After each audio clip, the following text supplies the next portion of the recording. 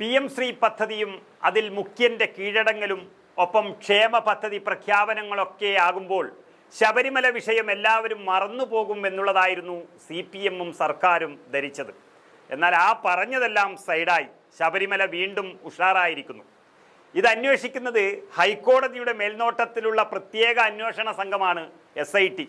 അവർ എല്ലാം കണ്ടെത്തി കഴിഞ്ഞു. അതങ്ങനെ പുറത്തുവിടാൻ അവർക്ക് കഴിയില്ല. നേരിട്ട് ഹൈക്കോടതിയെ അറിയിക്കേണ്ടുന്ന കാര്യങ്ങളാണ് അതൊക്കെ.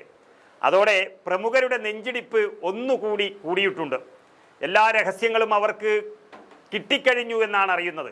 അതായത് സ്വർണം കട്ട രണ്ടുപേരെയും ഒരുമിച്ചിരുത്തി ചോദ്യം ചെയ്തിരിക്കുകയാണ്. ഉണ്ണികൃഷ്ണൻ പോറ്റിയെയും മുരാരി ബാബുവിനെയും. ഒന്നങ്ങനെ കഴിയുമ്പോൾ മറ്റൊന്ന്. മുഖ്യമന്ത്രിക്ക് ഒരു സ്വസ്ഥതയുമില്ലാത്ത ഒരവസ്ഥ. ശബരിമലയിൽ നിന്നും സ്വർണം കട്ടെടുത്തതിനും അതിന് കൂട്ടുനിന്നതിനും ശേഷമായിരിക്കും ഇത്രയും വലിയൊരു അപകടം പിണറായി വിജയന് വന്നിരിക്കുന്നത് എന്നാണ് വ്യക്തമാകുന്നത്. ശബരിമലയിലെ സ്വർണ്ണക്കൊള്ള കേസിലെ പ്രതികളായ ഉണ്ണികൃഷ്ണൻ പോറ്റിയെയും മുരാരി ബാബുവിനെയും പ്രത്യേക അന്വേഷണ സംഘം ഒരുമിച്ചിരുത്തി ചോദ്യം ചെയ്തതോടെ പ്രമുഖരുടെ പേരുകളെല്ലാം വന്നിരിക്കുകയാണ്. ശബരിമലയിൽ നിന്ന് സ്വർണം തട്ടിയെടുത്ത കേസിലെ പ്രധാന പ്രതികളാണ് ഈ പറഞ്ഞ രണ്ടുപേരും. 4 ദിവസത്തേക്കാണ് മുരാരി ബാബുവിനെ റാന്നി കോടതി പ്രത്യേക അന്വേഷണ സംഘത്തിൻ്റെ മുന്നിലേക്ക് വിട്ടിരിക്കുന്നത്. ആദ്യം തനിച്ചും പിന്നാലെ പോറ്റിയുടെ കൂടെയിരുത്തിയും ബാബുവിനെ ചോദ്യം ചെയ്തിരിക്കുന്നു. കേസിലെ പ്രതികളായ ദേവസ്വം ബോർഡിലെ മുൻ ഉദ്യോഗസ്ഥരെ വിളിച്ചു വരുത്തി ചോദ്യം ചെയ്യാനും അന്വേഷണ സംഘം തീരുമാനിച്ചു കഴിഞ്ഞു. അവർക്ക് ഈ കള്ളത്തരത്തിനെല്ലാം നിർദ്ദേശം നൽകിയ പ്രമുഖരുടെ പേരുകളും ഇതിൽ പുറത്തു വരാൻ പോവുകയാണ്.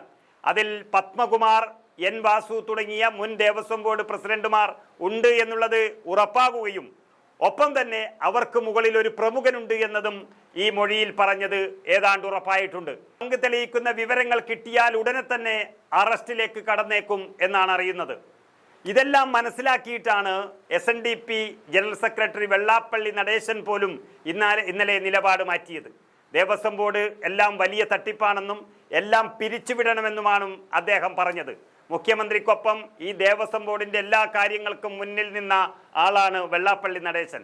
അങ്ങനെ മുഖ്യന്റെ കൂടെ നടന്നവർ പോലും ദേവസ്വത്തിലെ കൊള്ളയെക്കുറിച്ച് പറഞ്ഞു തുടങ്ങിയിരിക്കുന്നു. അത് ശരിവെക്കുന്ന തരത്തിൽ പ്രത്യേക അന്വേഷണ സംഘം ചില രേഖകൾ ആവശ്യപ്പെട്ടിരിക്കുകയാണ്.